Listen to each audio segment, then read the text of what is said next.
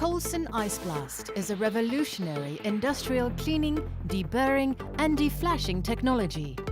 It functions by blasting pellets of frozen water at high speed out of a nozzle, leaving minimal residue waste and creating zero airborne contaminants.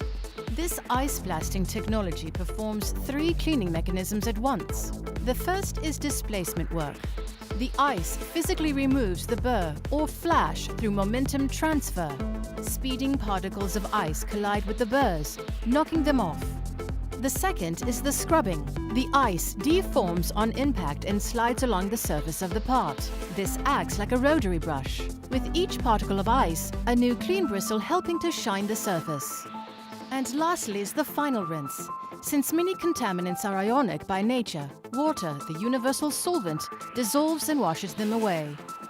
Because ice has a characteristic in which it can self-resize, it will deform on impact and squeeze itself through tight cracks, thus ensuring maximum cleanliness. This is critical for deburring parts with finely machined narrow cuts or complex channels.